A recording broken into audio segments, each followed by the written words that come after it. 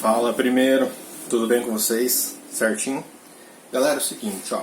Hoje a gente vai falar sobre a aula 50, tá bom? E está na página 223. Ela fala sobre mais aplicações do teorema dos sistemas isolados. Tá. Então a gente já viu a parte do teoria dos teoremas isolados. A gente viu quando ele continuava na mesma direção, mudava somente o sentido. Vimos quando ele mudava também a direção, ok? E aqui a gente vai ver uma outra aplicação, certinho? Então bora lá? Então ó, página 223, apostila 4. Então bora primeiro. Ele fala assim, os princípios da dinâmica, na forma como foram apresentados, valem para os chamados referenciais inerciais. Exemplos de referenciais inerciais. Quando estudamos o movimento da Terra em torno do Sol, o referencial é o Sol. Quando estudamos que a órbita de determinado satélite é uma circunferência em torno da Terra, o referencial é a Terra. E por fim, quando calculamos a aceleração, a velocidade e o deslocamento de um avião decolando em relação à Terra, onde novamente o referencial é a Terra. Então nessas partes de referenciais inerciais, é aquela teoria que a gente viu lá no fundamental, quando a gente associava um corpo a uma referência. Então tudo dependia de quem era a referência, ok? Então, beleza, o importante aqui é eu entender. Tudo tem um ponto de vista, tudo tem uma referência. Então, para cada situação, existe uma referência diferente. O enunciados para questões 1 e 2. Um barco de massa 100 kg, então vamos lá.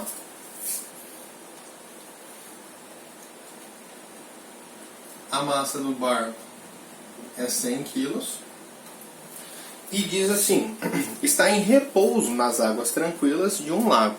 Um rapaz de massa 50,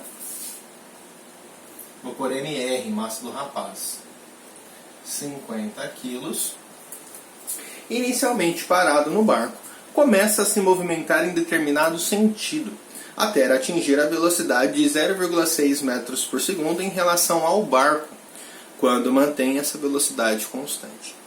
Grifem isso. 0,6 metros por segundo em relação ao barco. Então a velocidade do rapaz em relação ao barco. Peraí, o que é isso, a velocidade do rapaz em relação ao barco? Não é a velocidade dele, a velocidade final. Porque se fosse a velocidade final, eu teria que ter como referência o lago, a terra, não o barco, porque o barco também se movimenta. Ah, tá. Então, quando eu falo a velocidade do rapaz em relação ao do barco, é a velocidade de comparação. Seria como se fosse uma ideia de velocidade relativa. Enquanto o barco vai para um lado, o rapaz vai para o outro. Então, a relação dessas velocidades é de 0,6. Seria a velocidade final se falasse a velocidade da pessoa, do rapaz, em relação ao lago, à terra. Aí sim. Tá? Então, é aí que estava o detalhe do exercício. Vamos voltar para o exercício 1, que isso era só um enunciado, né? Desprezando o atrito entre a água e o barco, determine a velocidade do barco em relação ao lago. Ótimo, isso é a velocidade final. B. Determine a velocidade do rapaz em relação ao lago. Beleza, isso é a velocidade final. E C. Esboce o gráfico de velocidade em função do tempo para o movimento do barco e para o movimento do rapaz. Ô professor, então para eu resolver esse exercício, primeiro, eu sei que é um sistema isolado, porque a interação é somente entre a pessoa e o barco. Ótimo, não tem nada. Tanto que ele falou desprezando o atrito da água com o barco. Então, a única coisa de atrapalhar ou uma força externa seria o atrito, e ele pediu para desprezar. Então, é um sistema isolado. Ótimo. Então, já que é um sistema isolado, eu posso afirmar que a quantidade de movimento antes ela é equivalente à quantidade de movimento depois. Então vamos lá. Quantidade antes é igual à quantidade depois. Tá, o que era antes? Era a massa do barco, a velocidade do barco, mais a massa do rapaz, vezes a velocidade do rapaz. E o que é o depois? É a massa do barco vezes a nova velocidade do barco, mais a massa do rapaz vezes a nova velocidade dele. Ele disse que no início ambos estavam parados, tanto o barco quanto o rapaz, então a velocidade é zero. Então isso é zero e isso é zero. Só que zero vezes a massa, que é de 100 kg, vai dar zero. Massa vezes de 50 kg vezes zero vai dar zero. Então tradução, aqui eu tenho zero. A massa do barco é 100 vezes a velocidade final do barco, mais a massa do rapaz, que é 50, vezes a velocidade final do rapaz.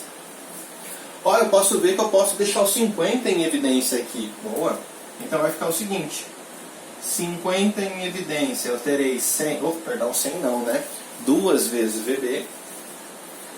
Para saber era só fazer 100 dividido por 50, né? Então vai dar 2VB, que é a nova velocidade. 50 por 50 é 1, então só sobra a velocidade final do rapaz. Como o 50 está multiplicando, eu posso passar dividindo. Estratégia. 0 dividido por 50 é igual a 2 vezes a velocidade final do barco mais a velocidade final do rapaz. 0 dividido por 50 é 0. Ah, então quer dizer que eu escrever isso daqui e escrever isso daqui é a mesma coisa? Sim. Então o que eu fiz só foi simplificar a minha equação. Por quê? Dela não tem que se resolver, está em função de duas variáveis. Não tem que se fazer. Só que aí o que acontece? Professor, qual mais informação eu posso utilizar? Aquela que eu pedi para vocês grifarem. Ele fala assim: começa a se movimentar em determinado sentido até atingir a velocidade 0,6 metros por segundo em relação ao barco. O que é isso? Isso é chamado de velocidade relativa, que é de 0,6 metros por segundo. E o que é essa velocidade relativa? Como ele fala que é a velocidade do rapaz em relação ao barco, então é a velocidade final do rapaz menos a velocidade final do barco. Isso é velocidade relativa, é aquilo que eu comparo depois. Lembra do gráfico? Existia aquela comparação antes e a depois. A depois que era a velocidade relativa, que é justamente isso. Bom, eu sei que é 0,6, então vai ficar 0,6 é igual à velocidade final do rapaz menos a velocidade final do barco. Pronto, uma segunda equação com as mesmas variáveis. Bora resolver. Ó, escrevendo isso como um sistema, eu tenho 2 vezes, ou melhor, VR menos VB é igual a 0,6. E aqui eu vou escrever VR mais 2VB é igual a 0. Ok. Professor, esses caras são iguais, então o sisteminha, a ideia era eliminar uma das variáveis. Então, se eu subtrair um pelo outro, eu tenho a seguinte conclusão: VR menos VR é 0, menos VB menos mais 2VB, eu tenho o quê? 3VB negativo, né? Porque eu estava devendo VB. Menos com mais é menos. Então eu tenho menos 3 velocidade final de B igual a 0,6 menos 0 é o próprio. Ah, beleza, professor. Se eu multiplicar por menos 1 dos dois lados, eu encontro 3 vezes a velocidade final de B é igual a menos 0,6. Faço 3 dividindo. Então a velocidade final de B é menos 0,6 sobre 3. Então a velocidade final de B é menos 0,2 metros por segundo. Professor, por que ficou negativo mesmo? Quer dizer que o sentido do barco é o oposto. É negativo, então para a esquerda, possivelmente. Vamos ver a velocidade do rapaz. Como que eu faço? Determina uma dessas duas equações, fica a seu critério. Ah, ok. Vou usar essa primeira equação aqui, ó, quer dizer, essa segunda, né? A velocidade do rapaz menos a velocidade do barco é 0,6. A do barco é menos 0,2, então vai ficar velocidade do rapaz menos 0,2 igual a 0,6. Menos, e já tinha o menos da fórmula. Menos com menos é mais, só que vai passar para lá, fica menos. Então a velocidade final do rapaz é 0,6 menos 0,2 então a velocidade final do rapaz é de 0,4 metros por segundo. Realmente, a comparação entre eles é de 0,6 metros por segundo. Professor, acabei de resolver o item A e o item B. Achei a velocidade do barco, item A. Achei a velocidade do rapaz, item B. Agora o que falta? Esboçar o gráfico. Espera aí que eu já volto. Voltei. O item C ele pediu o gráfico, então vamos desenhar?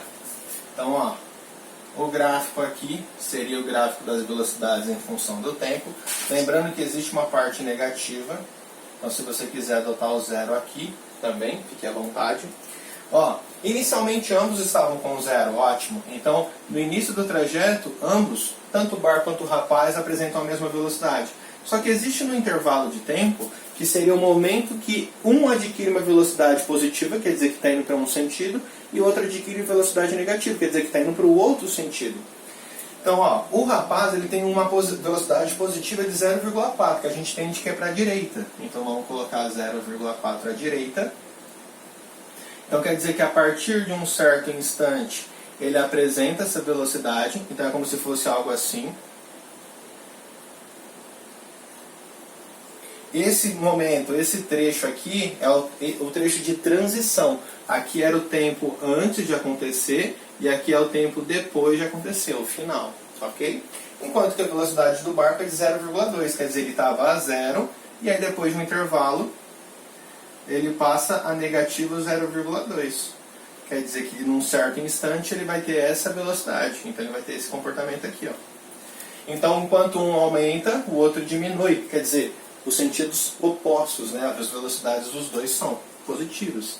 Então aqui é a velocidade final do rapaz, aqui é a velocidade final do barco. E se você fizer a relação entre eles, que seria a velocidade relativa, você percebe que realmente é de 0,6 metros por segundo. Porque ó, de 0 menos 0,2 para chegar em 0 faltou 0,2, para chegar em 0,4 faltou mais 0,4, 0,6. Então essa é a resposta do item 1.